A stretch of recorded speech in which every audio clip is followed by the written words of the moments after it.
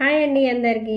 ఈరోజైతే ముందుగా ప్రతి టైలర్కి అక్కలకు అన్నలకు చెల్లెలకు తమ్ముళ్ళకు అందరికైతే టైలర్స్ డే శుభాకాంక్షలు.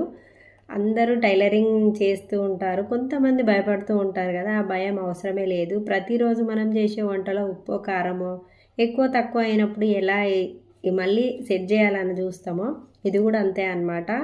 అంటే ఇది వంట అనేది మన ఇంట్లో నలుగురికి, టైలరింగ్ అనేది ప్రపంచానికి కాబట్టి అందుకని ఎలాంటి భయం లేకుండా ఫస్ట్ మీరు ప్రయత్నం అయితే చేయరు. ఇక నుంచి ఈ ఇయర్ నుంచి ప్రయత్నం చేయని వాళ్ళు ఎవరైనా ఉంటే కస్టమర్ విషయంలో భయపడకుండా వచ్చిన కస్టమర్ను రప్పించుకొని ఆ వచ్చిన వాళ్ళ దగ్గర ఒక 10 రూపాయలు తక్కువ తీసుకొని ఫస్ట్ కస్టమర్ని అయితే అలవాటు చేసుకోవడం అయితే నేర్చుకోండి.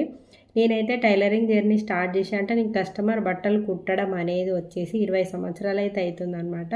20 సంవత్సరాల నుంచి నా దగ్గరికి కస్టమర్ అయితే రావడం మొదలుపెట్టారు. ఏదైనా సరే కానీ ఒక డాక్టర్ ఒక మనిషిని చంపిన ఆయనను ప్రయోగం చేస్తేనే కదా డాక్టర్ అయ్యేది.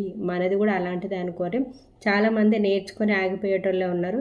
ఫస్ట్ ఆఫ్ ఆల్ ముఖ్యంగా బయటకు వెళ్ళలేని ఆడవాళ్ళకైతే ఇది మంచి ప్లాట్ఫామ్ అయితే చెప్పాలి ఈ టైలరింగ్ జర్నీ అనేది. ఇప్పుడు మళ్ళీ అందులో నేను యూట్యూబ్లో మీకు పరిచయం కావడానికి కూడా నాకు ఇదే కారణం అనమాట. అందుకని ఇది ఉన్నదంటే మన ఇంట్లో ఎప్పుడు డబ్బులు ఉన్నట్టే. మనం కనుక వర్క్ చేసినట్టయితే ఎవరికి ఒక 10 రూపాయలు చేజాప అడిగే అవసరం అయితే ఉండదు, ముఖ్యంగా ఇంట్లో మగవాళ్ళనైతే.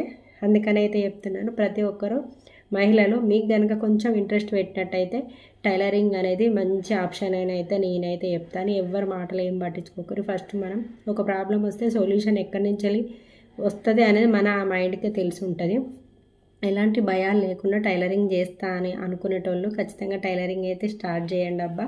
ప్రతి ఒక్కరికి మరొకసారి అయితే టైలర్స్ డే శుభాకాంక్షలు. ఓకేనా?